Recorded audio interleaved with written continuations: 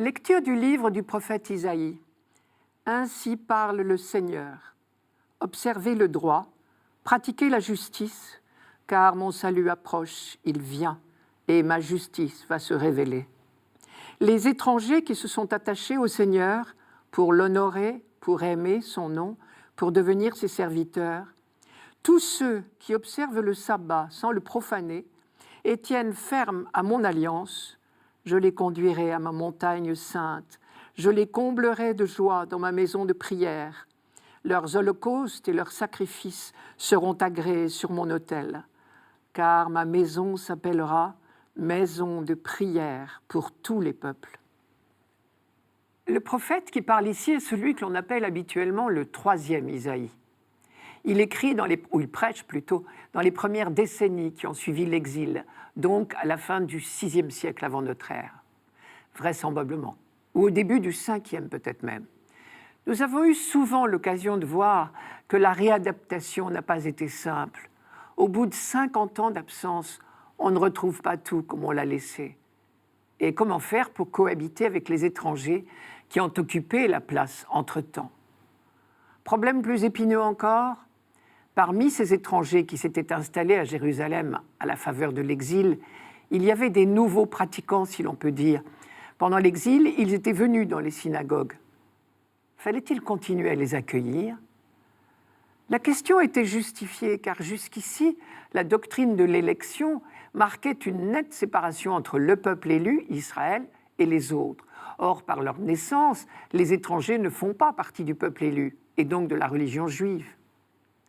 Les plus scrupuleux parmi ceux qui rentraient pouvaient bien avoir une tendance à l'élitisme ou à l'exclusive dans un souci de fidélité. D'autres juifs étaient partisans d'une ouverture à certaines conditions. Réciproquement, les étrangers qui frappaient à la porte des synagogues s'inquiétaient du retour des exilés et ils ne craignaient qu'une chose maintenant, c'est d'être mis dehors par ceux qui revenaient d'exil. Il y avait donc deux camps dans le peuple juif en quelque sorte, les tenants de l'ouverture aux étrangers et les tenants de la ligne dure, on dirait aujourd'hui identitaire. Des deux côtés, probablement, on est venu trouver le prophète. Et celui-ci édicte donc ici, de la part de Dieu, une règle pratique. Elle n'est probablement pas du goût de tout le monde, puisqu'il prend bien soin de faire précéder son texte de la mention « Ainsi parle le Seigneur ». Et il ira jusqu'à répéter 3 fois la même expression dans la formulation de la décision. Ici, nous n'en lisons qu'un extrait. Effectivement, la décision qu'il prône est celle de l'ouverture. Ceux qui veulent, de bonne foi, entrer dans la communauté juive, acceptez-les. Dans les lignes précédentes, on peut lire « Qu'il n'aille pas dire le fils de l'étranger qui s'est attaché au Seigneur, qu'il n'aille pas dire « Le Seigneur va certainement me séparer de son peuple ». Et dans notre texte d'aujourd'hui, Isaïe développe « Les étrangers qui se sont attachés au service du Seigneur pour l'amour de son nom et sont devenus ses serviteurs, tous ceux qui observent le sabbat sans le profaner et s'attachent fermement à mon alliance, je les conduirai à ma montagne sainte, je les rendrai heureux dans ma maison de prière. Je ferai bon accueil sur mon autel à leurs holocaustes et à leurs sacrifices. » Au passage, le prophète a quand même clairement indiqué les conditions de l'ouverture. Garder le sabbat, pratiquer l'alliance, faire ce qui plaît au Seigneur. Mais l'ouverture est bel et bien là. Et elle marque une étape très importante dans la découverte de l'universalisme du projet de Dieu. L'insistance sur la pratique du sabbat sans le profaner, comme il est dit, est très révélatrice. Pendant l'exil, la pratique du sabbat a été un élément très important de la sauvegarde de la vie communautaire et de l'identité juive. Et il ne faudrait pas qu'une trop grande ouverture entraîne une perte d'identité. Toutes les religions se heurtent à cette difficulté de conjuguer ouverture et maintien des traditions, tolérance et fidélité. Le prophète n'en reste pas là. Au-delà de la règle pratique, il ouvre sur une annonce prophétique du projet de Dieu, ou plutôt, il replace la règle pratique dans la perspective du projet de Dieu. Je cite, « Ainsi parle le Seigneur, observez le droit, pratiquez la justice, car mon salut approche, il vient, et ma justice va se révéler. L'annonce de la venue prochaine du salut de Dieu remplissait déjà les chapitres précédents dans le 2e Isaïe, ainsi que la condition de l'accueil du salut de Dieu. Observer le droit, pratiquer la justice. Déjà aussi, on mentionnait les peuples étrangers, les nations. Mais il semble bien que jusqu'ici, ils n'étaient encore que témoins de l'œuvre de Dieu en faveur du peuple élu. Je vous lis quelques phrases du 2e Isaïe. « Alors la gloire du Seigneur sera dévoilée, et tous les êtres de chair ensemble verront que la bouche du Seigneur a parlé. » Ou encore, « Ma justice, je la rends proche, elle n'est plus éloignée. Mon salut ne sera plus retardé.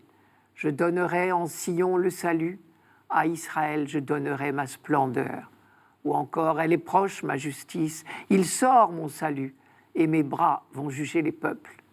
Les îles mettront leur espérance en moi et seront dans l'attente de mon bras, c'est-à-dire de l'expression de ma puissance. » Avec le texte d'aujourd'hui, semble-t-il, un pas nouveau est franchi.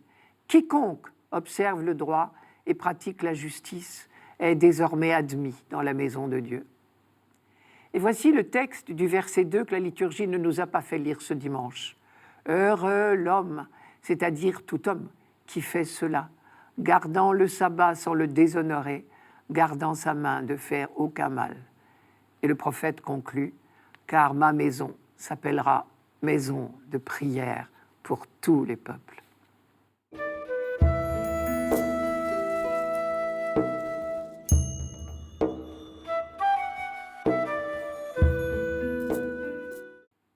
Psaume 66. Que les peuples, Dieu, te rendent grâce, qu'ils te rendent grâce tous ensemble. Que Dieu nous prenne en grâce et nous bénisse, que ton visage s'illumine pour nous. Et ton chemin sera connu sur la terre, ton salut parmi toutes les nations. Que les nations chantent leur joie, car tu gouvernes le monde avec justice. Tu gouvernes les peuples avec droiture. Sur la terre, tu conduis les nations. La terre a donné son fruit. Dieu, notre Dieu, nous bénit. Que Dieu nous bénisse et que la terre tout entière l'adore. Dans la liturgie juive, ce psaume se présente comme une alternance.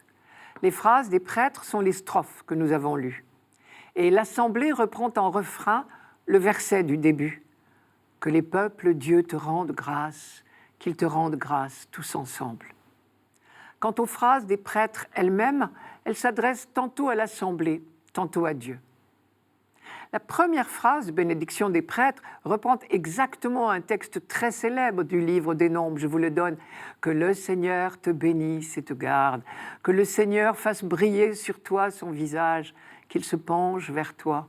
Que le Seigneur tourne vers toi son visage, qu'il t'apporte la paix. » Vous avez reconnu ce texte du livre des Nombres, c'est la première lecture du 1er janvier de chaque année. Pour un 1er janvier, jour des vœux, c'est le texte idéal, évidemment. On ne peut pas formuler plus beaux vœux de bonheur. Mais au fond, une bénédiction, c'est ça, des vœux de bonheur. Comme des vœux de bonheur, effectivement, les bénédictions sont toujours des formules au subjonctif. Que Dieu vous bénisse, que Dieu vous garde. Cela me rappelle toujours une petite histoire. Une jeune femme que je connais m'a raconté ce récit. Elle était malade à l'hôpital et le dimanche, quand un prêtre ami est venu lui apporter la communion, il a accompli le rite comme il est prévu. Et donc, à la fin, il lui a dit « Que Dieu vous bénisse ». Et elle, sans réfléchir, sans se contenir, mais à l'hôpital, on a des excuses, elle a répondu en riant « Qu'est-ce que vous voulez qu'il fasse d'autre ?» Bienheureuse spontanéité. Notre petite dame a fait ce jour-là une grande découverte. C'est vrai, Dieu ne sait que nous bénir, que nous aimer, que nous combler à chaque instant. Et quand le prêtre, que ce soit au temple de Jérusalem ou à l'hôpital ou dans nos églises, quand le prêtre dit que Dieu vous bénisse, cela ne veut évidemment pas dire que Dieu pourrait ne pas nous bénir. Le souhait est de notre côté, si j'ose dire. Ce qui est souhaité, c'est que nous entrions dans cette bénédiction de Dieu qui est sans cesse offerte. Ou bien quand le prêtre dit que le Seigneur soit avec vous, mais c'est la même chose, le Seigneur est toujours avec nous. Mais ce subjonctif « soit » dit notre liberté. C'est nous qui ne sommes pas toujours avec lui. On peut en dire autant de la phrase que Dieu vous pardonne. Dieu pardonne sans cesse.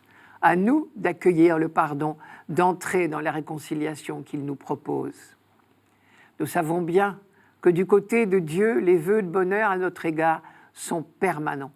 Vous connaissez la phrase de Jérémie ? « Moi, je sais les projets que j'ai formés à votre sujet, dit le Seigneur. Projets de prospérité et non de malheur. Je vais vous donner un avenir et une espérance. » Nous savons bien que Dieu est amour. Toutes les pensées qu'il a sur nous, si j'ose dire, ne sont que des vœux de bonheur. Autre piste pour comprendre ce qu'est une bénédiction au sens biblique, je reviens au texte du livre des Nombres que je lisais tout à l'heure et qui ressemble si fort à notre psaume d'aujourd'hui. Que le Seigneur te bénisse et te garde. La première phrase du même texte disait « Le Seigneur dit à Moïse, voici comment Aaron et ses descendants béniront les fils d'Israël. » Et la dernière phrase, « C'est ainsi que mon nom sera prononcé sur les fils d'Israël et moi je les bénirai. » Quand les prêtres bénissent Israël de la part de Dieu, la Bible dit « Ils prononcent le nom de Dieu sur les fils d'Israël. » Et même pour être plus fidèle encore au texte hébreu, il faudrait dire « Ils mettent le nom de Dieu sur les fils d'Israël. » Et cette expression « mettre le nom de Dieu sur les fils d'Israël » est aussi pour nous une bonne définition du mot « bénédiction ». On sait bien que dans la Bible, le nom, c'est la personne. Donc être mis sous le nom de Dieu, c'est être placé sous sa présence, sous sa protection, entrer dans sa présence, sa lumière, son amour. Encore une fois, tout cela nous est offert à chaque instant. Mais encore faut-il que nous y consentions. Et c'est pour cela que toute formule de bénédiction prévoit toujours la réponse des fidèles. Quand le prêtre nous bénit à la fin de la messe, par exemple, nous répondons « Amen », qui est l'expression de notre accord, de notre consentement. Dans ce psaume d'aujourd'hui, la réponse des fidèles, c'est ce refrain « Que les peuples, Dieu, te rendent grâce, qu'ils te rendent grâce tous ensemble. » Il y a là une superbe leçon d'universalisme au passage. Aussitôt qu'il entre dans la bénédiction de Dieu, le peuple élu répercute en quelque sorte sur les autres la bénédiction qu'il accueille pour lui-même. Et le dernier verset est une synthèse de ces deux aspects. Que Dieu nous bénisse, sous-entendu, nous, son peuple choisi, et que la terre tout entière l'adore. C'est dire que le peuple d'Israël n'oublie pas un instant sa vocation, sa mission au service de l'humanité tout entière. Il sait que de sa fidélité à la bénédiction reçue gratuitement par choix de Dieu dépend la découverte de l'amour et de la bénédiction de Dieu par l'humanité tout entière.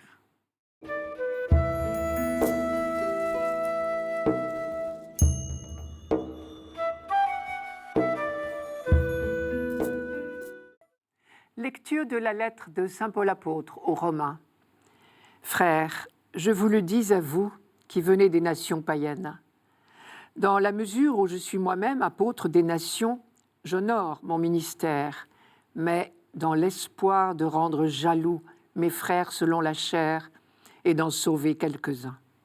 Si en effet le monde a été réconcilié avec Dieu quand ils ont été mis à l'écart, qu'arrivera-t-il quand ils seront réintégrés ? Ce sera la vie pour ceux qui étaient morts.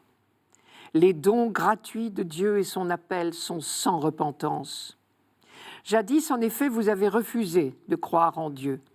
Et maintenant, par suite de leur refus de croire, vous avez obtenu miséricorde. De même, maintenant, ce sont eux qui ont refusé de croire par suite de la miséricorde que vous avez obtenue. Mais c'est pour qu'ils obtiennent miséricorde, eux aussi. Dieu, en effet, a enfermé tous les hommes dans le refus de croire pour faire à tous miséricorde. Aux yeux de Paul, avant sa vision sur le chemin de Damas, l'humanité comprenait deux groupes bien distincts, les Juifs et les non-Juifs, qu'on appelait les nations ou les païens. Les Juifs avaient une mission et une responsabilité auprès des païens, leur faire connaître le Dieu unique. Lorsque Jésus ressuscité apparut à Paul et se fit reconnaître par lui comme le Messie que le peuple d'Israël attendait, Paul comprit que la mission du peuple juif consistait désormais à faire connaître le Christ aux nations païennes. La première tâche de Paul était donc de faire connaître Jésus-Christ à ses frères juifs. Et dans un deuxième temps, les Juifs tous ensemble pourraient en témoigner auprès des non-Juifs. Cela, c'était le rêve, mais la réalité fut tout autre. On sait que les Juifs, dans leur grande majorité, ont refusé l'Évangile. D'après les Actes des Apôtres, c'est à Antioche de Pisidie que le problème éclata violemment pour la première fois. Très logiquement, dans un premier temps, Paul et Barnabé avaient commencé à prêcher au nom de Jésus de Nazareth au cours d'une réunion du Shabbat un samedi matin à la synagogue. Ce jour-là, on les écouta avec intérêt, lui et Barnabé, et on leur demanda de revenir le samedi suivant. Mais pendant la semaine, on a eu le temps de réfléchir et des clans se sont formés. Le samedi suivant, il y avait une foule nombreuse, paraît-il, mais bigarrée. Des Juifs de source, dont certains étaient prêts à croire Paul, et d'autres tout à fait hostiles. Et aussi des non-juifs, sympathisants de la religion juive, mais non circoncis. C'étaient donc des païens. On les appelait généralement les craignants Dieu. L'opposition est venue des Juifs de souche. Paul pouvait parfaitement les comprendre, puisqu'il avait connu lui aussi une période de violente opposition à la communauté chrétienne. Mais il avait à cœur désormais d'annoncer l'évangile de toute urgence. Il a donc décidé de passer outre l'opposition de ses frères juifs et de s'adresser désormais à toutes les bonnes volontés, qu'il s'agisse de juifs ou de païens. Et on retrouve le récit d'autres événements semblables à Corinthe et à Éphèse, par exemple. On peut donc dire que si Paul a évangélisé les païens, c'est en fait parce que les Juifs, dans leur grande majorité, ont refusé l'Évangile. Et c'est pour cela qu'il écrit aux Romains qui sont d'anciens païens.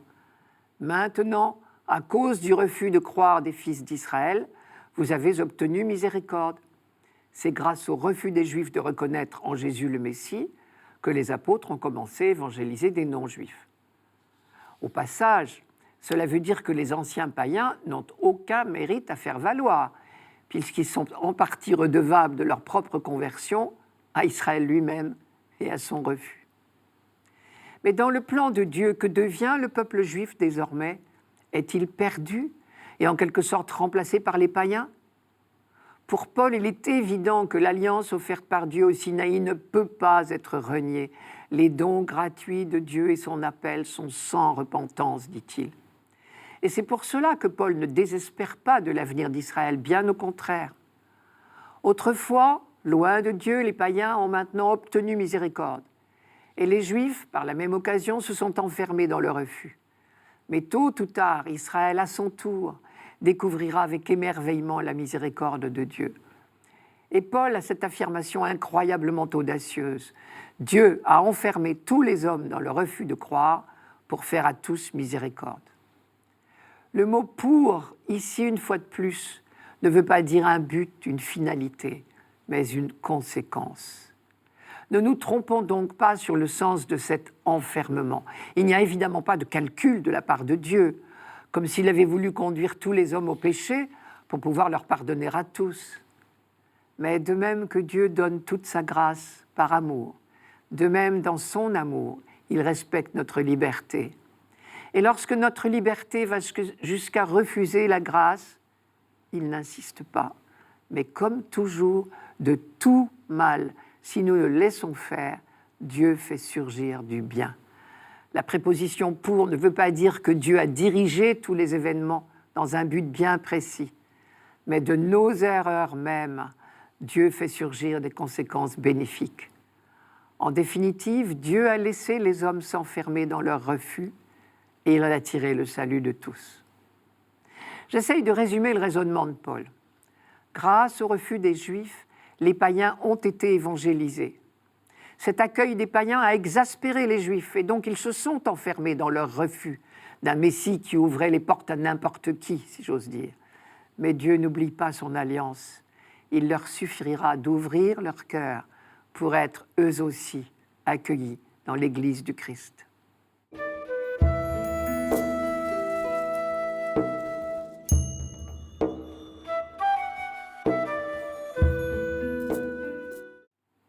Évangile de Jésus-Christ selon saint Matthieu.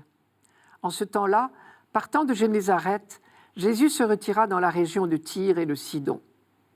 Voici qu'une Cananéenne venue de ces territoires disait en criant « Prends pitié de moi, Seigneur, fils de David, ma fille est tourmentée par un démon. » Mais il ne lui répondit pas un mot.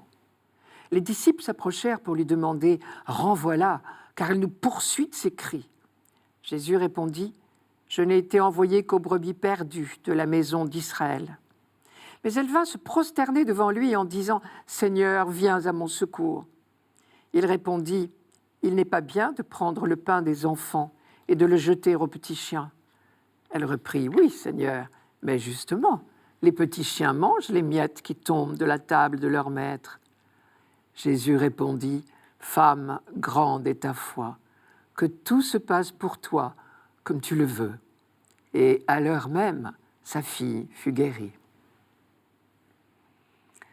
Il est intéressant de voir que cette scène intervient tout de suite après un enseignement de Jésus à propos de la pureté. On sait que dans le monde juif, la pureté n'est pas l'absence de péché, mais l'aptitude à s'approcher de Dieu. Et les pharisiens attachaient beaucoup d'importance aux règles de pureté pour être dignes de prier et de se rendre au temple. Or, Jésus, lui, vient de dire que la pureté est d'abord affaire de cœur et d'intention. Or, c'est juste après cette controverse que Jésus décide de se rendre en territoire païen, là où justement tout le monde est impur aux yeux des Juifs, puisque personne ne respecte les règles de pureté de la loi juive. Cette Cananéenne en particulier, qui vient à la rencontre de Jésus, est une païenne. Pourtant, elle n'hésite pas à s'adresser à lui pour lui demander de guérir sa fille. Sans doute a-t-elle eu vent de la réputation de guérisseur de Jésus. Curieusement, celui-ci ne répond pas, ce qui incite ses disciples à intervenir. « Renvoie-la, elle nous poursuit de ses cris. » Cela fait penser à la parabole de l'ami importun que rapporte saint Luc. Je rappelle, si l'un de vous a un ami et qu'il aille le trouver au milieu de la nuit pour lui dire « Mon ami, prête-moi 3 pains parce qu'un de mes amis m'est arrivé de voyage et je n'ai rien à lui offrir. » Et si l'autre de l'intérieur lui répond « Ne m'ennuie pas, maintenant la porte est fermée, mes enfants et moi nous sommes couchés, je ne puis me lever pour te donner du pain. » Je vous le déclare, même s'il ne se lève pas pour lui en donner parce qu'il est son ami, eh bien parce que l'autre est sans vergogne, il se lèvera pour lui donner tout ce qu'il lui faut. Il semble bien que par cette parabole, Jésus recommande la persévérance dans la prière. La parabole de la veuve opiniâtre et du juge inique va dans le même sens. Et saint Luc précise que Jésus a raconté cette parabole pour dire à ses disciples la nécessité de prier constamment et de ne pas se décourager.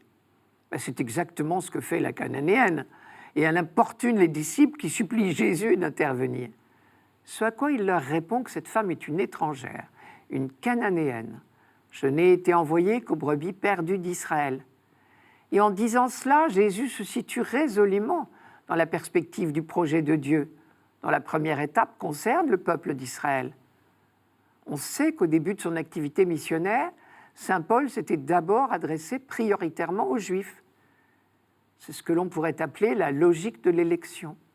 Dieu a choisi le peuple d'Israël pour se révéler à lui, à charge pour lui, ce peuple, de relayer cette révélation auprès des autres peuples. Saint Paul résolument respectait ce choix. Et seulement dans un deuxième temps, après son échec auprès de la majorité des Juifs, Paul s'est tourné vers les païens. Il semble bien que Jésus ici se situe également dans cette logique de l'élection. C'est au peuple d'Israël et à lui seul qu'il est envoyé pour annoncer la venue du royaume de Dieu et en donner des signes par sa parole et par ses actes. Mais une autre question se pose ici. Comment répondre aux étrangers, aux païens qui souhaitent rejoindre le peuple élu? Peuvent-ils se frayer un chemin vers le salut? Et si oui, à quelles conditions? Cette même question habitait déjà nos 2 premières lectures de ce dimanche.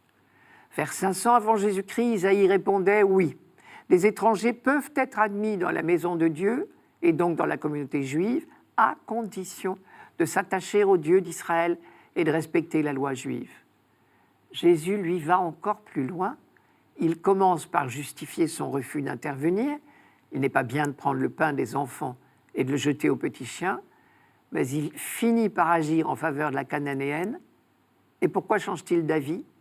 Parce qu'elle a la foi, tout simplement. « Femme, ta foi est grande, que tout se passe pour toi comme tu le veux. » Je ferai 3 remarques. Premièrement, Jésus dit que la Cananéenne a la foi, simplement parce qu'elle s'obstine à lui faire confiance. Elle ne se laisse pas rebuter, au contraire, elle insiste. Les petits chiens mangent les miettes qui tombent de la table de leur maître. La foi, n'est-ce pas cela?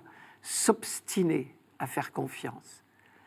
Deuxième remarque, Jésus n'exige de la Cananéenne aucune des pratiques de la religion juive, seulement la foi.